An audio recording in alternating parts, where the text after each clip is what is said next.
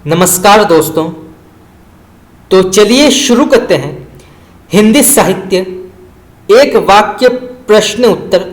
तो जैसे कि आप सब जानते हैं कि इससे पहले भारतेंदु काल और द्विवेदी काल से जुड़े प्रश्न उत्तर की चर्चा की जा चुकी है और इससे भी पहले कई मैराथन क्लासेस की जा चुकी है जिसमें 1000, 1100, 2000 प्रश्न उत्तर की चर्चा की जा चुकी है। तो अगर आपने अभी तक मेरे पहले के क्लासेस नहीं देखे हैं तो आप जाके देख सकते हैं। आज छायावाद काल से जुड़े अत्यंत ही महत्वपूर्ण प्रश्न उत्तर की चर्चा होने वाली है। तो चलिए शुरू करते हैं। पहला प्रश्न तो यहाँ पे पूछा गया है, मैंने मैं शैली अपनाई पंक्ति किसकी मानी जाती है। बहुत ही प्रसिद्ध पंक्ति है, कई बार पूछा गया है, नेट में कई बार पूछा गया है, तो आप इसको नोट कर सकते हैं। तो मैंने मैं शैली अपनाई पंक्ति किसकी मानी जाती है, इसके लेखक का नाम क्या है। तो इसका सही उत्तर होगा आपका निराला। तो ये जो है सूर्यकांत त्रिपाठी निराला की अत्यंत ही प्रसिद्ध पंक्ति मानी जाती है, मैंने मैं शैली अपनाई। तो आप इसको नोट कर सकते हैं। चलिए आगे बढ़ते हैं। किस अनंत का नीला अंचल हिला हिला कर आती तुम सजी मंडला कर, यह पंक्ति किसकी मानी जाती है। तो किस अनंत का नीला अंचल हिला हिला कर आती तुम सजी मंडला कर, तो यह पंक्ति किसकी मानी जाती है, इसके लेखक का नाम क्या है। तो इसका सही उत्तर होगा आपका निराला। तो यह भी सूर्यकांत त्रिपाठी निराला की अत्यंत ही प्रसिद्ध पंक्ति मानी जाती है। तो आप इसको नोट कर सकते हैं। चलिए आगे बढ़ते हैं। तोड़ दो यह क्षितिज मैं भी देख लूं उस पार क्या है, यह पंक्ति किसकी मानी जाती है। तोड़ दो यह क्षितिज मैं भी देख लूं उस पार क्या है, तो इस पंक्ति के लेखक का नाम क्या है। तो इसका सही उत्तर होगा आपका महादेवी वर्मा। तो ये जो है महादेवी वर्मा की अत्यंत ही प्रसिद्ध पंक्ति है। तो आप इसको नोट कर सकते हैं। चलिए आगे बढ़ते हैं। बालिका मेरी मनोरम मित्र थी, ये पंक्ति किसकी मानी जाती है। तो बालिका मेरी मनोरम मित्र थी, ये पंक्ति किसकी मानी जाती है, इसके लेखक का नाम क्या है। तो इसका सही उत्तर होगा आपका सुमित्रा नंदन पंत। तो ये जो है सुमित्रा नंदन पंत की पंक्ति मानी जाती है। तो आप इसको नोट कर सकते हैं। चलिए आगे बढ़ते हैं। सुमित्रा नंदन पंत का प्रिय छंद क्या है। तो सुमित्रा नंदन पंत का प्रिय छंद क्या है। तो इसका सही उत्तर होगा आपका रोला। चलिए आगे बढ़ते हैं। प्रसाद द्वारा रचित चंपू काव्य का नाम क्या है। तो प्रसाद द्वारा रचित चंपू काव्य का नाम क्या है, ये प्रश्न भी कई बार पूछा गया है, नेट में कई बार पूछा गया है और विभिन्न प्रकार के टीजीटी पीजीटी परीक्षा में भी कई बार पूछा गया है। तो आप इसको नोट कर सकते हैं। तो प्रसाद द्वारा रचित चंपू काव्य का नाम क्या है। तो इसका सही उत्तर होगा आपका उर्वशी। तो उर्वशी जो है ये प्रसाद की चंपू काव्य मानी जाती है। चलिए आगे बढ़ते हैं। छायावाद के किस कवि को प्रेम और सौंदर्य का कवि कहा जाता है। तो छायावाद के किस कवि को प्रेम और सौंदर्य का कवि कहा जाता है, उनका नाम क्या है। तो इसका सही उत्तर होगा आपका प्रसाद। तो प्रसाद को प्रेम और सौंदर्य का कवि कहा जाता है, ये प्रश्न भी कई बार पूछा गया है। तो आप इसको नोट कर सकते हैं। चलिए आगे बढ़ते हैं। किस छायावादी कवि को ओज, औदात्य एवं विद्रोह का कवि कहा जाता है। तो किस कवि को ओज, औदात्य एवं विद्रोह का कवि कहा जाता है, उनका नाम क्या है। तो इसका सही उत्तर होगा आपका निराला। चलिए आगे बढ़ते हैं। कौन छायावादी कवि अकुंठ एवं वयस्क श्रृंगार, दृष्टि तथा तृप्ति का कवि कहलाता है। तो फिर से पढ़ते हैं। कौन छायावादी कवि अकुंठ एवं वयस्क श्रृंगार दृष्टि तथा तृप्ति का कवि कहलाता है, उनका नाम क्या है? तो इसका सही उत्तर होगा आपका निराला। चलिए आगे बढ़ते हैं। कौन छायावादी कवि संवेदनशील इंद्रिय बोध का कवि कहलाता है? तो कौन छायावादी कवि संवेदनशील इंद्रिय बोध का कवि कहलाता है, उनका नाम क्या है? तो इसका सही उत्तर होगा आपका सुमित्रा नंदन पंत। चलिए आगे बढ़ते हैं। छायावादी कवियों में तत्काल स्वीकार्य और लोकप्रिय होने वाले कवि कौन थे? तो छायावादी कवियों में तत्काल स्वीकार्य और लोकप्रिय होने वाले कवि का नाम क्या है?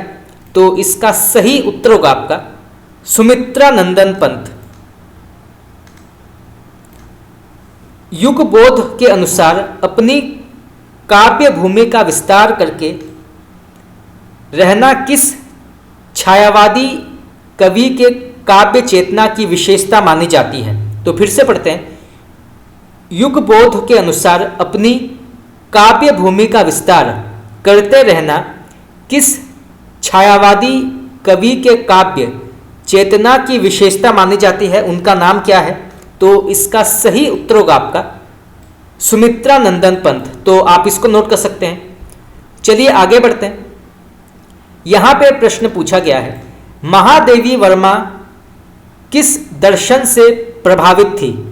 तो महादेवी वर्मा किस दर्शन से प्रभावित थी?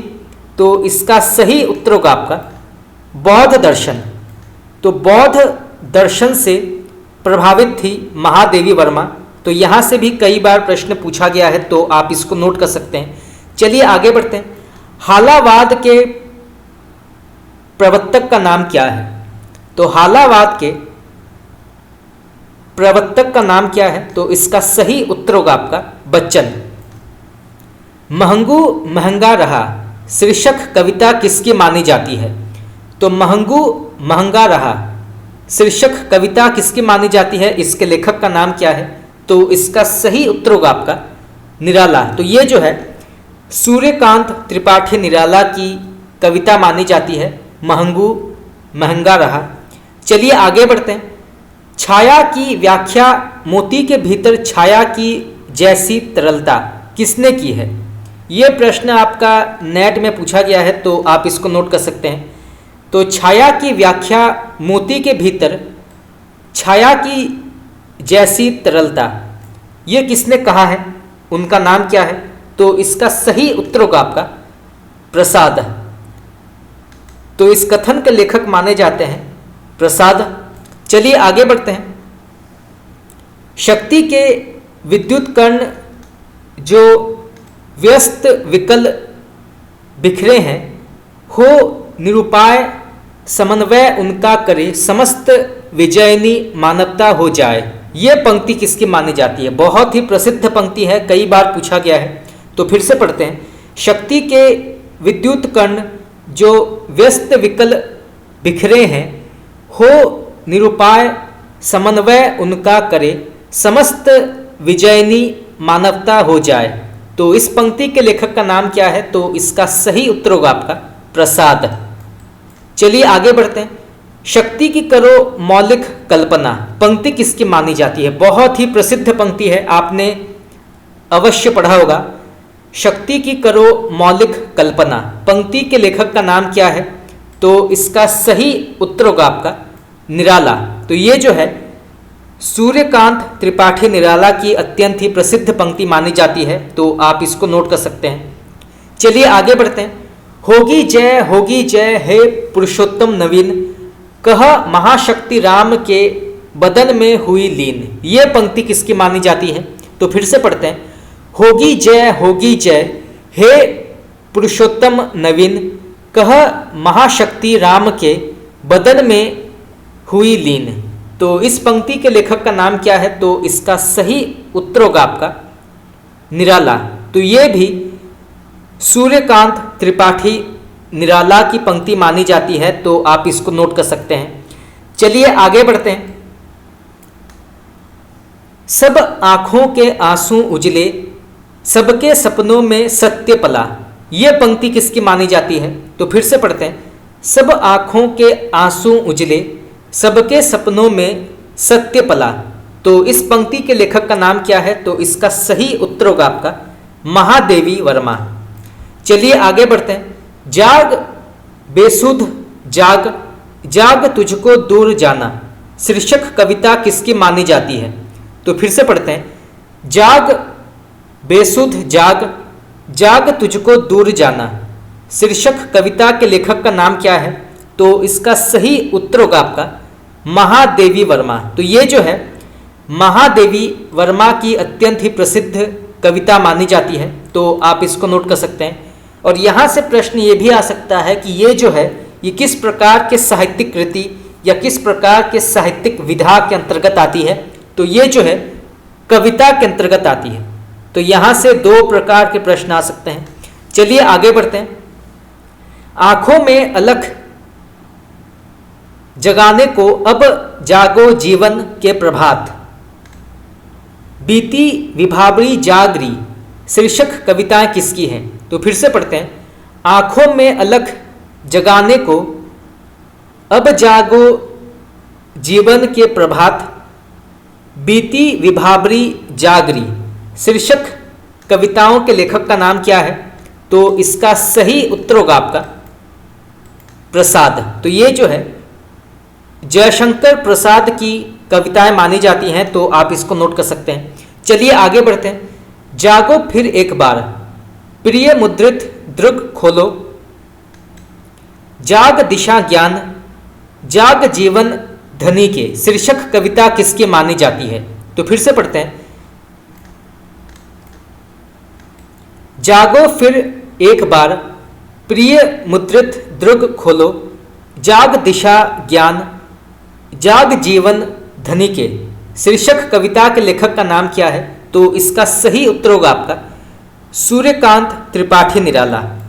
तो ये सभी जो हैं निराला के अत्यंत ही प्रसिद्ध कविताएं हैं। तो आप इसको नोट कर सकते हैं। खास करके जागो फिर एक बार ये कई बार पूछा गया है, तो इसे जानना आवश्यक है।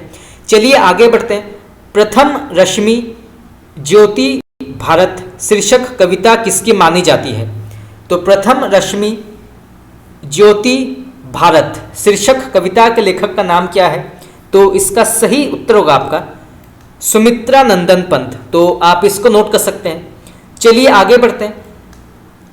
छायावाद को शक्ति काव्य किस आलोचक ने कहा है? तो छायावाद को शक्ति काव्य किस आलोचक ने कहा है? उनका नाम क्या है? तो इसका सही उत्तर होगा आपका राम स्वरूप चतुर्वेदी। तो छायावाद को शक्ति काव्य राम स्वरूप चतुर्वेदी ने कहा है। तो आप इसको नोट कर सकते हैं। यह प्रश्न भी कई बार पूछा गया है।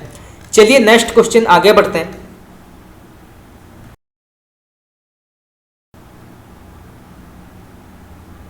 तो यहां पर एक पंक्ति दी गई है, तो बताना है इस पंक्ति के लेखक का नाम क्या है। तो सबसे पहले पंक्ति पढ़ते हैं।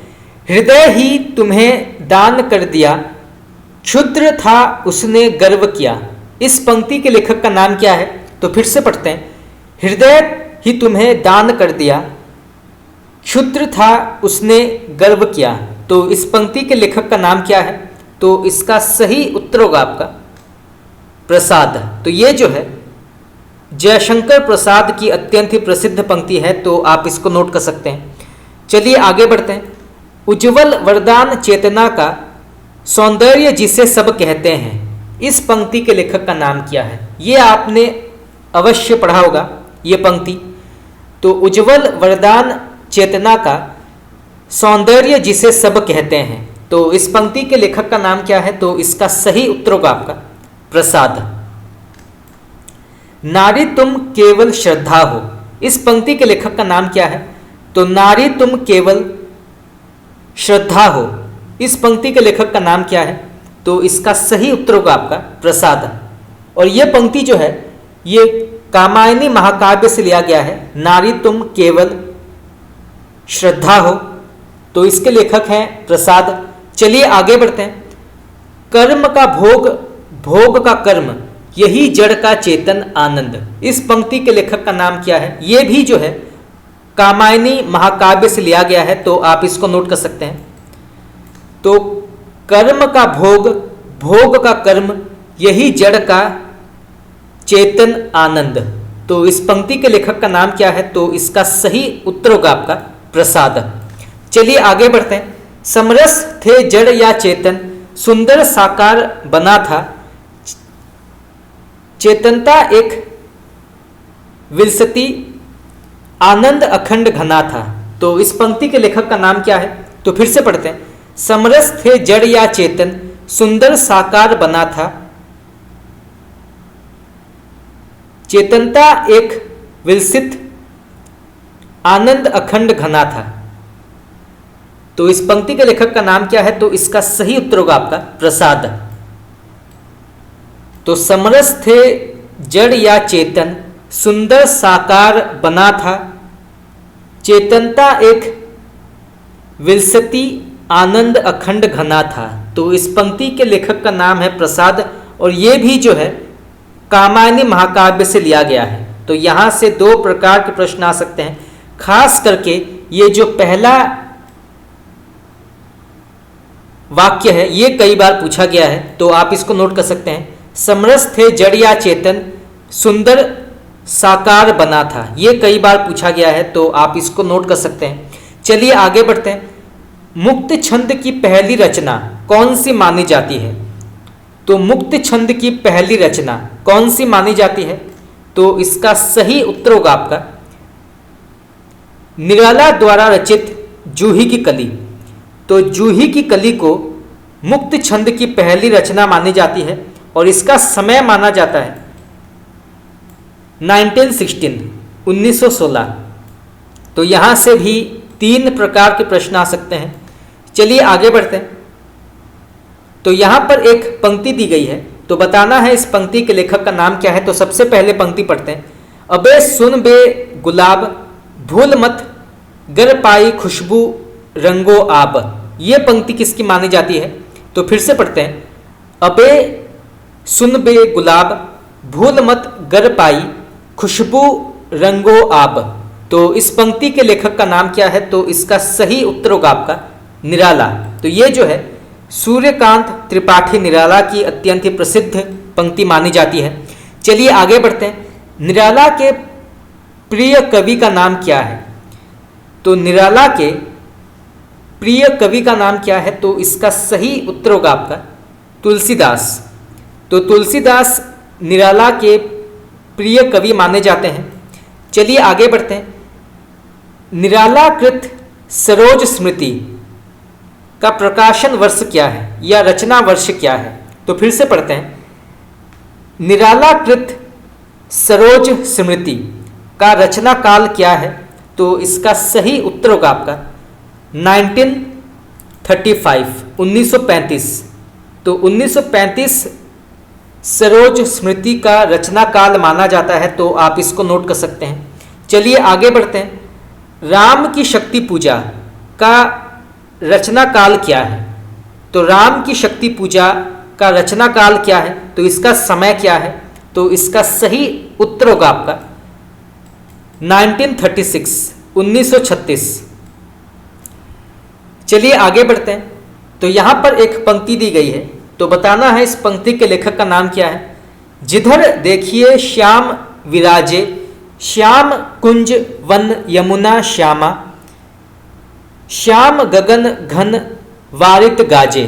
तो इस पंक्ति के लेखक का नाम क्या है? तो फिर से पढ़ते हैं। जिधर देखिए श्याम विराजे, श्याम कुंज वन यमुना श्यामा, श्याम गगन घन वारिद जागे।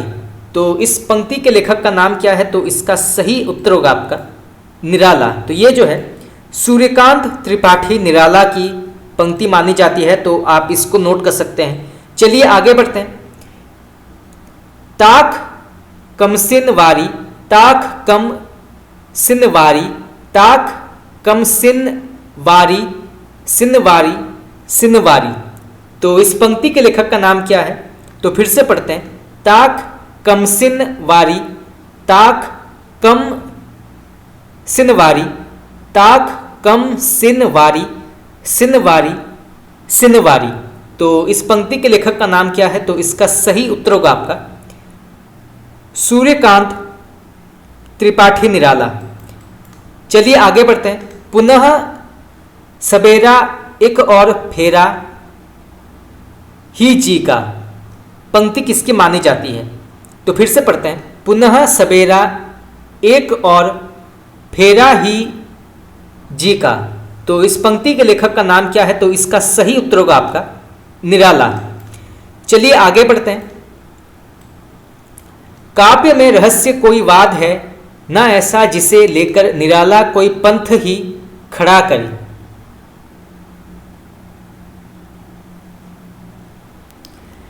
खलेगा प्रकाशवाद जिनको हमारा यह, कहेंगे कुबाद वे जो लेंगे सह सारे हम। किस आलोचक ने स्फुट कविताओं पाखंड प्रतिषेध में सांकेतिक पर पैने ढंग से छायावाद का विरोध किया है? तो इसका सही उत्तर होगा आपका आचार्य रामचंद्र शुक्ल ने। तो आप इसको नोट कर सकते हैं। चलिए आगे बढ़ते हैं। किस छायावादी कवि को आचार्य रामचंद्र शुक्ल ने सर्वाधिक महत्व दिया है? तो किस छायावादी कवि को आचार्य रामचंद्र शुक्ल ने सर्वाधिक महत्व दिया है? उनका नाम क्या है? तो इसका सही उत्तर होगा आपका सुमित्रा नंदन पंत। तो सुमित्रा नंदन पंत को आचार्य रामचंद्र शुक्ल ने सर्वाधिक महत्व दिया है छायावाद में। तो आप इसको नोट कर सकते हैं। चलिए आगे बढ़ते हैं। छायावाद चतुष्पष्ट कौन माने जाते हैं? तो सबसे पहले आते हैं प्रसाद, फिर निराला, फिर पंत और फिर महादेवी वर्मा। चलिए आगे बढ़ते हैं। कविता वह हाथ उठाए हुए चलिए कवि वृंद बुलाती वहां, ये पंक्ति किसकी मानी जाती है? तो फिर से पढ़ते हैं। कविता वह हाथ उठाए हुए चलिए कवि वृंद बुलाती वहां। तो इस पंक्ति के लेखक का नाम क्या है? तो इसका सही उत्तर होगा आपका आचार्य रामचंद्र शुक्ल। तो आप इसको नोट कर सकते हैं। चलिए आगे बढ़ते हैं।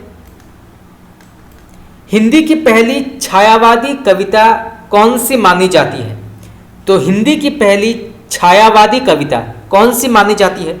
यह प्रश्न कई बार पूछा गया है, तो आप इसको नोट कर सकते हैं। तो इसका सही उत्तर होगा आपका प्रसाद द्वारा रचित प्रथम प्रभात। तो प्रसाद द्वारा रचित प्रथम प्रभात जो है ये हिंदी की पहली छायावादी कविता मानी जाती है। चलिए आगे बढ़ते हैं। अमरता है जीवन का हास, मृत्यु जीवन का चरम विकास, यह पंक्ति किसकी मानी जाती है? तो फिर से पढ़ते हैं। अमरता है जीवन का हास, मृत्यु जीवन का चरम विकास। तो इस पंक्ति के लेखक का नाम क्या है? तो इसका सही उत्तर होगा आपका महादेवी वर्मा। तो अमरता है जीवन का हास, मृत्यु जीवन का चरम विकास। चलिए नेक्स्ट क्वेश्चन आगे बढ़ते हैं। यहां पे प्रश्न पूछा गया है, रहने दो हे देव, अरे यह मेरा मिटने का अधिकार। यह पंक्ति किसकी मानी जाती है? बहुत ही प्रसिद्ध पंक्ति है, नेट में कई बार पूछा गया है और विभिन्न प्रकार के टीजीटी पीजीटी परीक्षा में भी कई बार पूछा गया है। तो आप इसको नोट कर सकते हैं। तो रहने दो हे देव, अरे यह मेरा मिटने का अधिकार।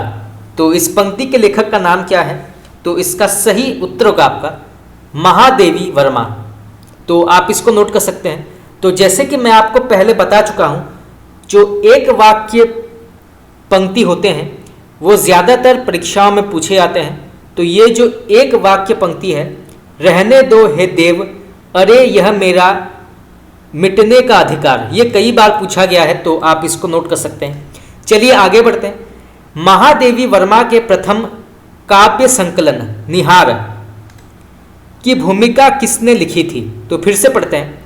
महादेवी वर्मा के प्रथम काव्य संकलन निहार की भूमिका सबसे पहले किसने लिखी थी? तो इसका सही उत्तर होगा आपका अयोध्या सिंह उपाध्याय हरिओध। तो महादेवी वर्मा के प्रथम काव्य संकलन निहार की भूमिका अयोध्या सिंह उपाध्याय हरिओध ने लिखी थी। तो आप इसको नोट कर सकते हैं। चलिए आगे बढ़ते हैं। जाग बेसुध जाग, जाग तुझको दूर जाना, पंथ होने दो अपरिचित, पूछता क्यों शेष कितनी रात, हे धरा के अमर सूत तुझको अशेष प्रणाम। शीर्षक गीत किसके हैं? तो ये सभी जो हैं ये किस कवियत्री के अंतर्गत आते हैं? तो फिर से पढ़ते हैं। जाग बेसुध जाग, जाग तुझको दूर जाना, पंथ होने दो अपरिचित, पूछता क्यों शेष कितनी रात, हे धरा के अमर सूत तुझको अशेष प्रणाम। शीर्षक गीत किसके माने जाते हैं? तो इसका सही उत्तर होगा आपका महादेवी वर्मा। तो आप इसको नोट कर सकते हैं। चलिए आगे बढ़ते हैं। रविंद्रनाथ के महाप्रस्थान पर लिखी गई यह पंक्ति अर्चना सी आरती सी विदा वेला, ये किसकी मानी जाती है? तो फिर से पढ़ते हैं। रविंद्रनाथ के महाप्रस्थान पर लिखी गई यह पंक्ति अर्चना सी आरती सी विदा वेला, तो ये पंक्ति किसकी मानी जाती है? तो इसका सही उत्तर होगा आपका महादेवी वर्मा। तो ये जो है महादेवी वर्मा की अत्यंत ही प्रसिद्ध पंक्ति मानी जाती है। तो आप इसको नोट कर सकते हैं। चलिए आगे बढ़ते हैं। जो गहन भाव सीधी भाषा सीधे छंद में चाहता है वह धोखेबाज है, तो ये कथन किसका माना जाता है? तो फिर से पढ़ते हैं। जो गहन भाव सीधी भाषा सीधे छंद में चाहता है वह धोखेबाज है। तो इस कथन के लेखक का नाम क्या है? तो इसका सही उत्तर होगा आपका सूर्यकांत त्रिपाठी निराला। तो ये जो है निराला की अत्यंत ही प्रसिद्ध कथन मानी जाती है। जो गहन भाव सीधी भाषा सीधे छंद में चाहता है वह धोखेबाज है। चलिए आगे बढ़ते हैं। यहां पे प्रश्न पूछा गया है छायावाद पर व्यंग के निर्मित छायापथ नामक व्यंग रचना के रचयिता का नाम क्या है? तो फिर से पढ़ते हैं।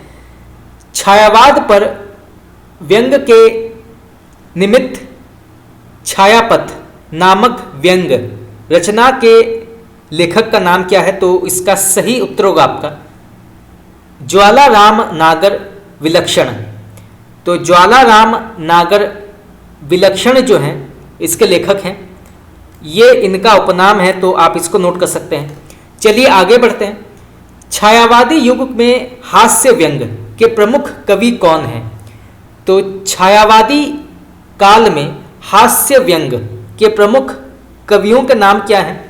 तो इसका सही उत्तर होगा आपका सबसे पहले आते हैं ईश्वरी प्रसाद शर्मा, फिर हरिशंकर परसाई, हरिशंकर शर्मा, फिर आते हैं पांड्य बेचैन शर्मा उग्र, फिर आते हैं कृष्णदेव प्रसाद गौड़ वैढ़व बनारसी, फिर आते हैं अन्नपूर्णानंद, फिर आते हैं कांतानाथ पांड्य चोंच, फिर आते हैं शिवरत्न शुक्ल, फिर आते हैं हरिओध, फिर आते हैं ज्वालाराम नागर। तो ये जो हैं हास्य व्यंग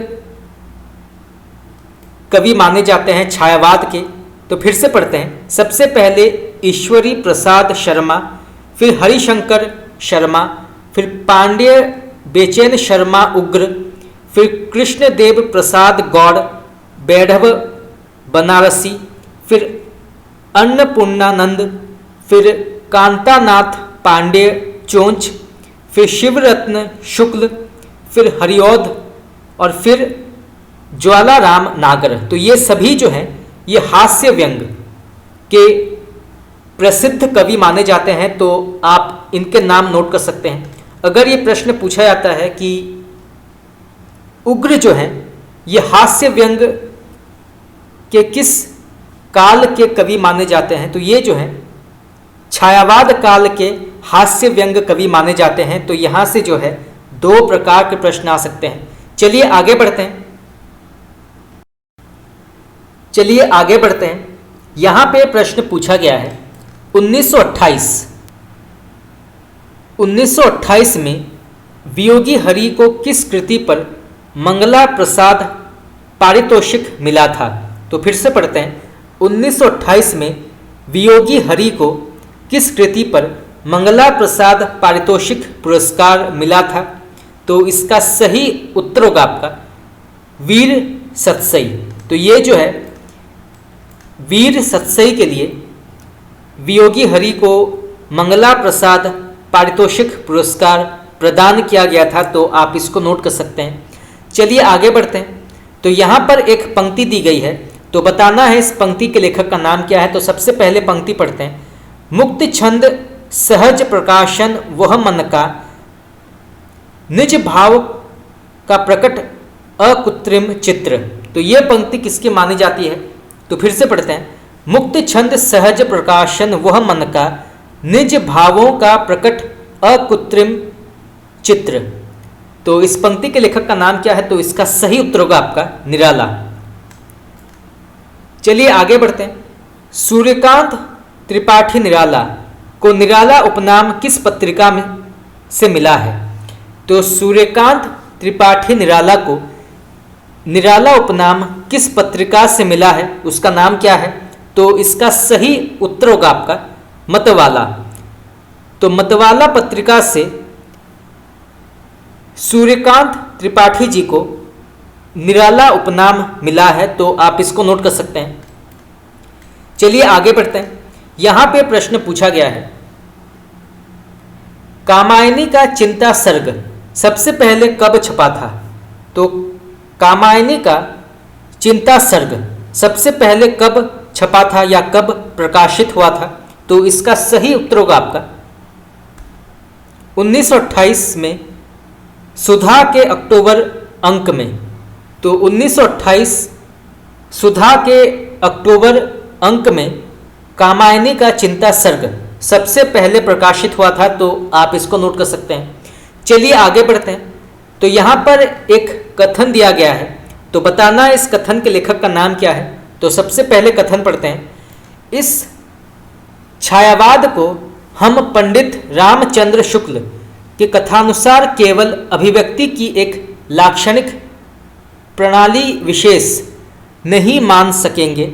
इसमें एक नूतन सांस्कृतिक मनोभावना का उद्गम है और एक स्वतंत्र दर्शन की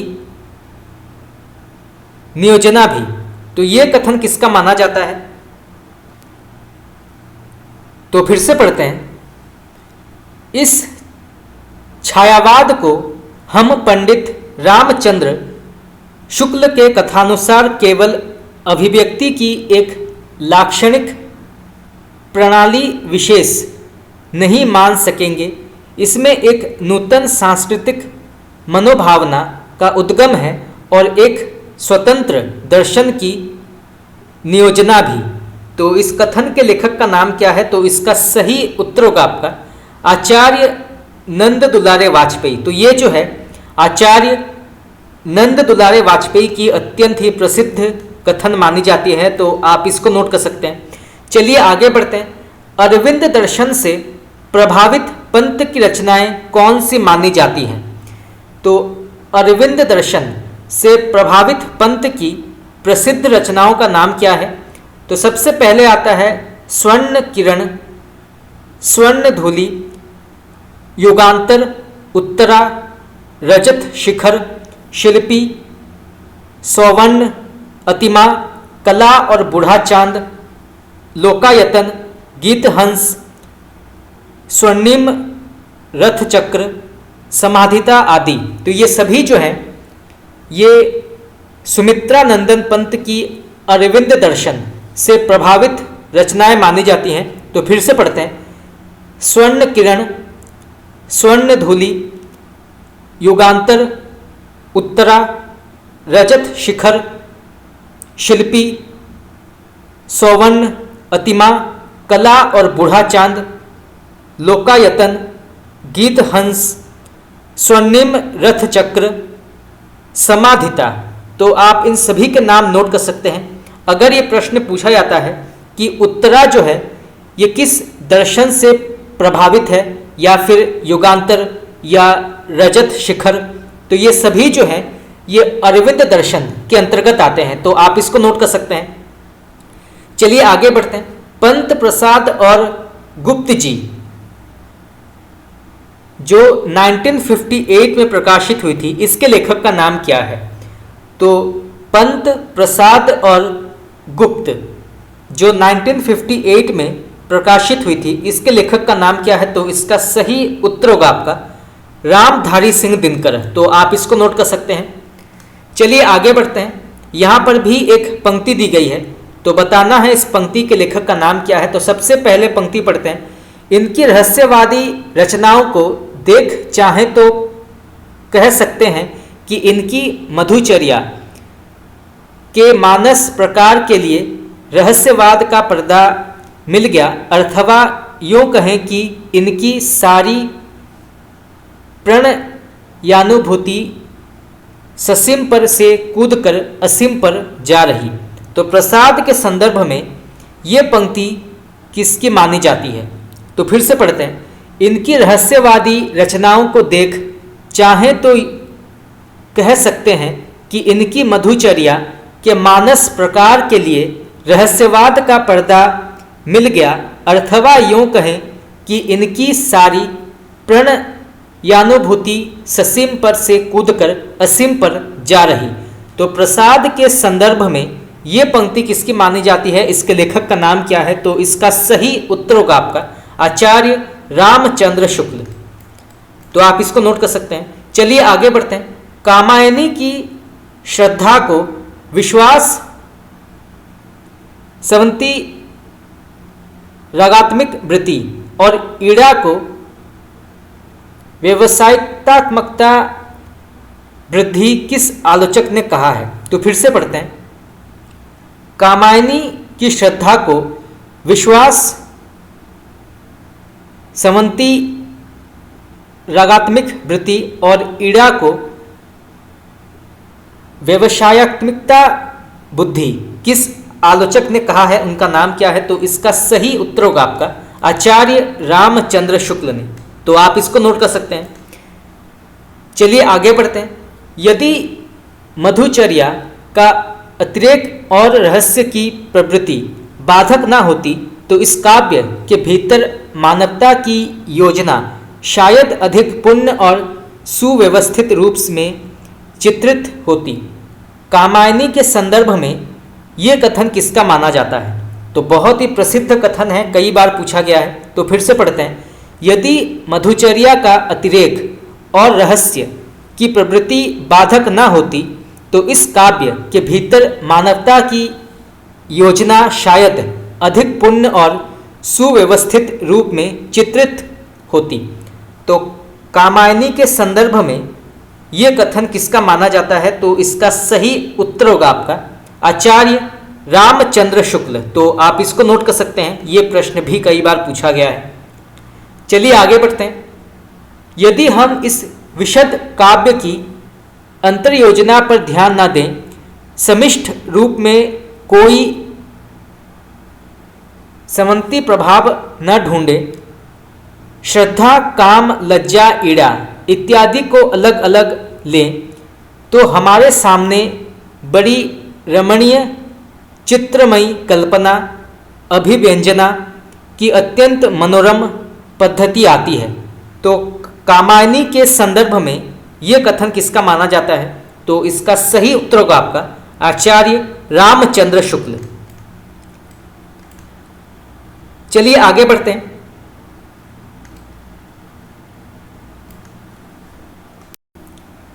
तो यहां पर एक पंक्ति दी गई है, तो बताना है इस पंक्ति के लेखक का नाम क्या है। तो सबसे पहले पंक्ति पढ़ते हैं। वियोगी होगा पहला कवि, आह से उपजा होगा गान। इस पंक्ति के लेखक का नाम क्या है? बहुत ही प्रसिद्ध पंक्ति है, कई बार पूछा गया है। तो वियोगी होगा पहला कवि, आह से उपजा होगा गान। तो इस पंक्ति के लेखक का नाम क्या है? तो इसका सही उत्तर होगा आपका सुमित्रा नंदन पंत। चलिए आगे बढ़ते हैं। धूल की देरी में अनजान छिपे हैं मेरे मधुमेह गान। पंक्ति किसकी मानी जाती है? बहुत ही प्रसिद्ध पंक्ति है, नेट में कई बार पूछा गया है और ये एक वाक्य पंक्ति है, तो परीक्षा में पूछा जा सकता है। तो धूल की देरी में अनजान छिपे हैं मेरे मधुमेह गान। तो इस पंक्ति के लेखक का नाम क्या है? तो इसका सही उत्तर होगा आपका सुमित्रा नंदन पंत। चलिए आगे बढ़ते हैं। सुंदर विश्वासों से ही बनता रे सुखमय जीवन। पंक्ति किसकी मानी जाती है? तो फिर से पढ़ते हैं। सुंदर विश्वासों से ही बनता रे सुखमय जीवन। तो इस पंक्ति के लेखक का नाम क्या है? तो इसका सही उत्तर होगा आपका सुमित्रा नंदन पंत। चलिए आगे बढ़ते हैं। सुख दुख के मधुर मिलन से वह जीवन हो परिपूर्ण, फिर धन में ओझल हो शशि, फिर शशि से ओझल हो धन। तो इस पंक्ति के लेखक का नाम क्या है? तो फिर से पढ़ते हैं। तो सुख दुख के मधुर मिलन से वह जीवन हो परिपूर्ण, जो घन में ओझल हो शशि, फिर शशि से ओझल हो घन। तो इस पंक्ति के लेखक का नाम क्या है? तो इसका सही उत्तर होगा आपका सुमित्रा नंदन पंत। चलिए आगे बढ़ते हैं। ताजमहल के संदर्भ में ये पंक्ति किसकी मानी जाती है? बहुत ही प्रसिद्ध पंक्ति है। तो ताजमहल के संदर्भ में ये पंक्ति किसकी मानी जाती है? किस लेखक की या किस साहित्यकार की मानी जाती है? तो इसका सही उत्तर होगा आपका हाय मृत्यु का ऐसा अमर अपार्थिव पूजन। तो इसके लेखक हैं सुमित्रा नंदन पंत। तो हाय मृत्यु का ऐसा अमर अपार्थिव पूजन, तो इसके लेखक हैं सुमित्रा नंदन पंत। चलिए आगे बढ़ते हैं। निराला की काव्य प्रतिभा को बहुवस्तु स्पर्शिनी किस आलोचक ने कहा है? तो निराला की काव्य प्रतिभा को बहुवस्तु स्पर्शिनी किस आलोचक ने कहा है? उनका नाम क्या है? तो इसका सही उत्तर होगा आपका आचार्य रामचंद्र शुक्ल। तो निराला की काव्य प्रतिभा को बहुवस्तु स्पर्शिनी ये कहा है आचार्य रामचंद्र शुक्ल ने।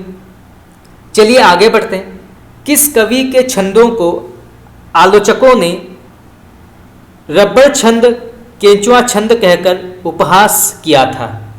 तो किस कवि के छंदों को आलोचकों ने रबर छंद, केंचुआ छंद कहकर उपहास किया था? उनका नाम क्या है? तो इसका सही उत्तर होगा आपका निराला। चलिए नेक्स्ट क्वेश्चन आगे बढ़ते हैं।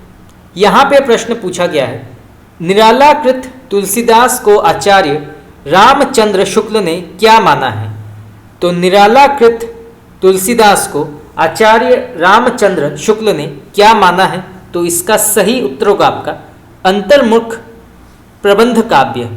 तो अंतर्मुख प्रबंध काव्य के अंतर्गत आता है, तो आप इसको नोट कर सकते हैं। चलिए आगे बढ़ते हैं।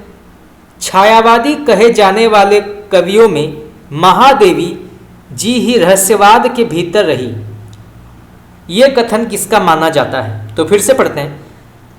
छायावादी कहे जाने वाले कवियों में महादेवी जी ही रहस्यवाद के भीतर रही, तो ये कथन किसका माना जाता है? तो इसका सही उत्तर होगा आपका आचार्य रामचंद्र शुक्ल। तो आप इसको नोट कर सकते हैं, ये प्रश्न भी कई बार पूछा गया है।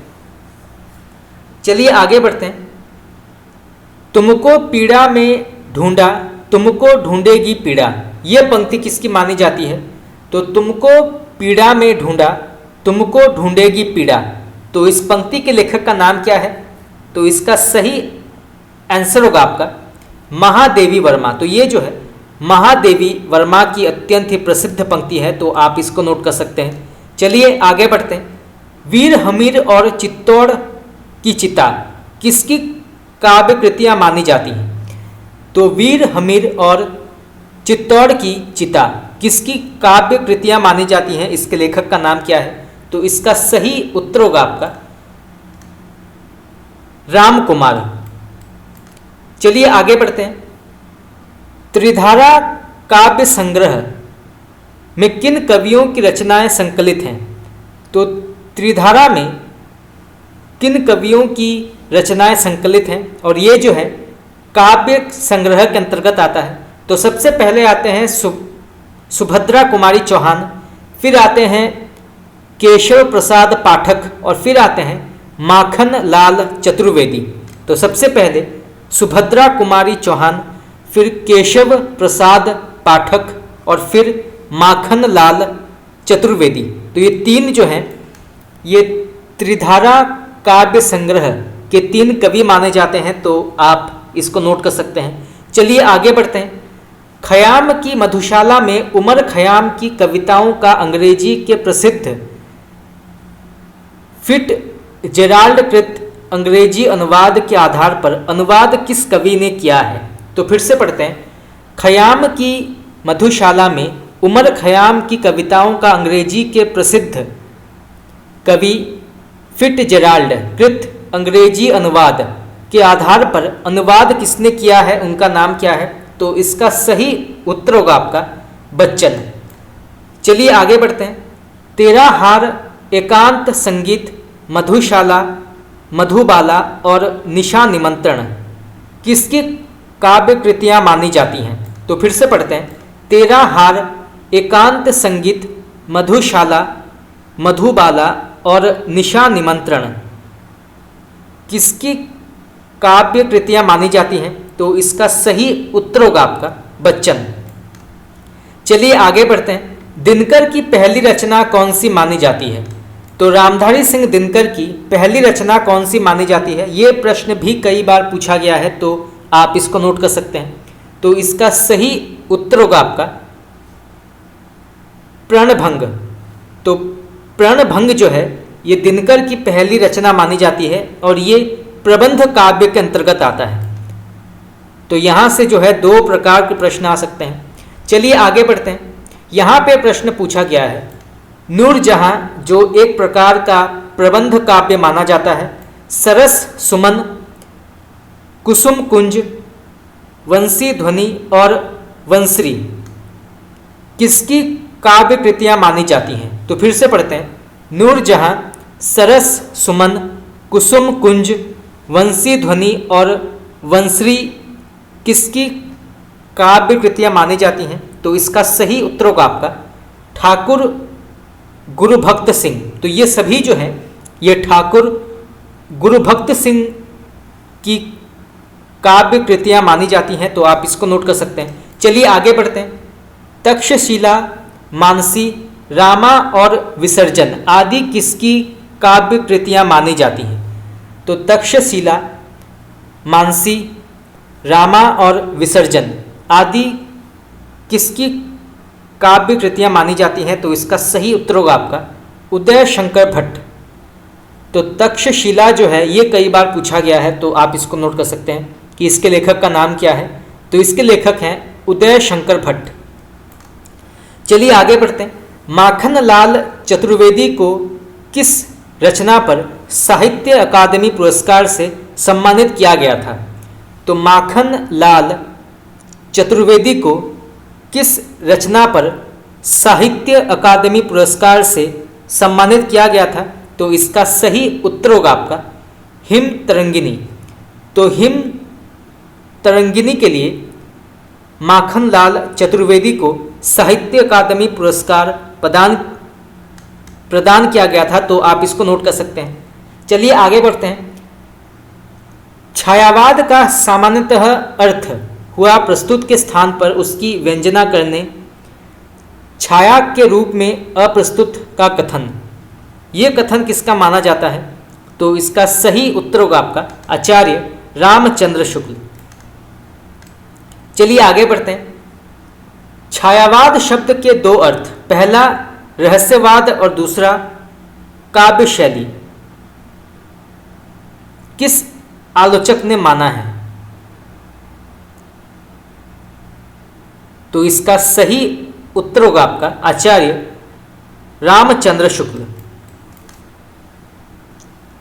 छायावाद का केवल पहला अर्थात मूल अर्थ रहस्यवाद लेकर तो काव्य क्षेत्र में चलने वाली श्री महादेवी वर्मा ही हैं। पंत, प्रसाद, निराला इत्यादि सब कवि प्रतीक, पद्धति या चित्र भाषा शैली की दृष्टि से ही छायावादी कहलाए। तो ये कथन किसका माना जाता है? तो ये भी आचार्य रामचंद्र शुक्ल के अत्यंत ही प्रसिद्ध पंक्ति है, तो आप इसको नोट कर सकते हैं। चलिए आगे बढ़ते हैं। अंग्रेजी के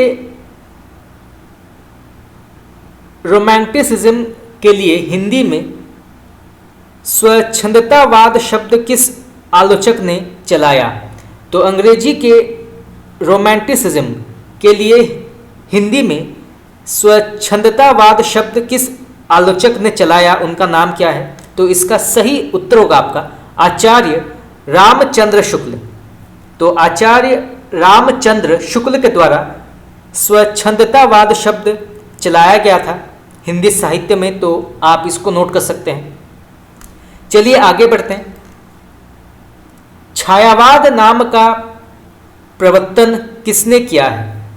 तो छायावाद नाम का प्रवर्तन किसने किया है, उनका नाम क्या है? तो इसका सही उत्तर होगा आपका मुकुटधर पांडेय।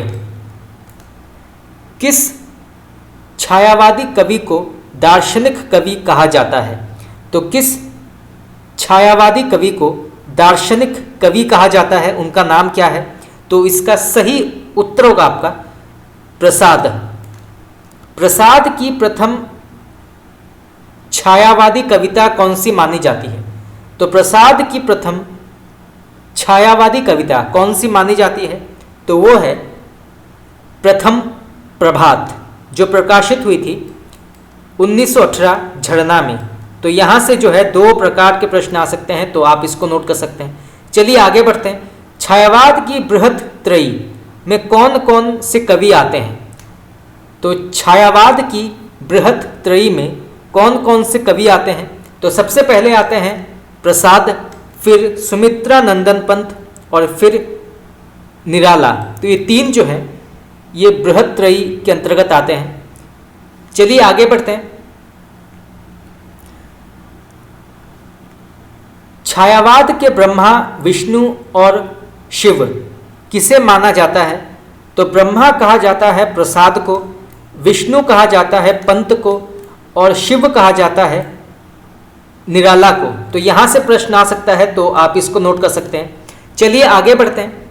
यहाँ पे प्रश्न पूछा गया है, प्रसाद की प्रथम छायावादी कविता प्रथम प्रभात किन दो संकलनों में संकलित है?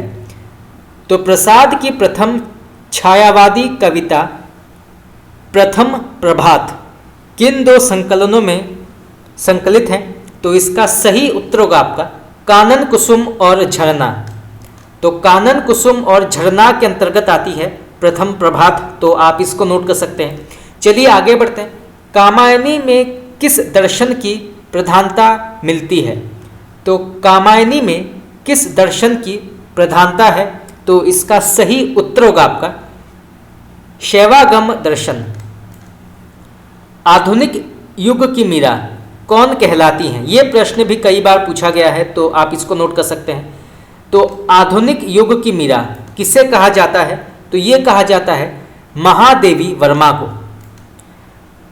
प्रकृति के सुकुमार कवि ये किसे कहा जाता है? तो प्रकृति के सुकुमार कवि ये किसका उपनाम है? तो इसका सही उत्तर होगा आपका सुमित्रा नंदन पंत। चलिए आगे बढ़ते हैं। छायावादी कवियों में महाप्राण कौन कहलाते हैं? तो छायावादी कवियों में महाप्राण ये नाम किसे प्राप्त है या किसे दिया गया है? तो इसका सही उत्तर होगा आपका सूर्यकांत त्रिपाठी निराला को। चलिए नेक्स्ट क्वेश्चन आगे बढ़ते हैं। पंत और बच्चन की सम्मिलित रचनाओं का संग्रह कौन सा माना जाता है? तो पंत और बच्चन की सम्मिलित रचनाओं का संग्रह का नाम क्या है? तो इसका सही उत्तर होगा आपका खादी के फूल। चलिए आगे बढ़ते हैं। कामायनी में मनु का पुत्र कुमार किसका प्रतीक है? तो कामायनी में मनु का पुत्र कुमार किसका प्रतीक माना जाता है? तो इसका सही उत्तर होगा आपका मानव का। तो श्रद्धा जो है ये हृदय, ईड़ा जो है ये बुद्धि, मनु जो है मन और कुमार जो है ये मानव। ये सभी जो है किसी ना किसी एक प्रतीक को दर्शाते हैं। तो यहाँ से प्रश्न आ सकता है। चलिए आगे बढ़ते हैं। कामायनी में मनु, श्रद्धा और ईड़ा किसके प्रतीक माने जाते हैं? तो कामायनी में मनु, श्रद्धा और ईड़ा ये किसके प्रतीक माने जाते हैं? तो इसका सही उत्तर होगा आपका मन, हृदय और बुद्धि। चलिए आगे बढ़ते हैं। पुत्री के शोक में निराला ने किस कविता की रचना की? तो पुत्री के शोक में निराला ने किस कविता की रचना की, उसका नाम क्या है? तो इसका सही उत्तर होगा आपका सरोज स्मृति। छायावादी कवियों में शुद्ध रहस्यवादी कवि कौन माने जाते हैं? तो छायावादी कवियों में शुद्ध रहस्यवादी कौन माने जाते हैं, उनका नाम क्या है? तो इसका सही उत्तर होगा आपका महादेवी वर्मा। पंत को ज्ञानपीठ पुरस्कार किस रचना पर मिला था? तो सुमित्रा नंदन पंत को ज्ञानपीठ पुरस्कार किस रचना के लिए मिला था, उसका नाम क्या है? तो इसका सही उत्तर होगा आपका चिदंबरा। तो चिदंबरा के लिए सुमित्रा नंदन पंत को ज्ञानपीठ पुरस्कार से सम्मानित किया गया था। तो आप इसको नोट कर सकते हैं, ये प्रश्न कई बार पूछा गया है। तो दोस्तों इसी के साथ हमारा आज का प्रश्न उत्तर क्लास यहाँ पे समाप्त हुआ। आज हमने जो है छायावाद के कुछ और महत्वपूर्ण प्रश्न उत्तर की चर्चा आज हमने की। आगे हम और भी जो प्रगतिवाद, प्रयोगवाद, साठोत्तरी कविता, नई कविता, विभिन्न प्रकार के जो गद्य और पद्य विधाएं हैं, उनसे जुड़े जो कई बार प्रतियोगी परीक्षाओं में पूछे गए हैं, उसकी भी चर्चा करेंगे। परंतु आज के लिए इतना ही। अगर आप लोगों को मेरा क्लास अच्छा लगा तो आप मुझे कमेंट करके बता सकते हैं। आपका बहुत बहुत धन्यवाद।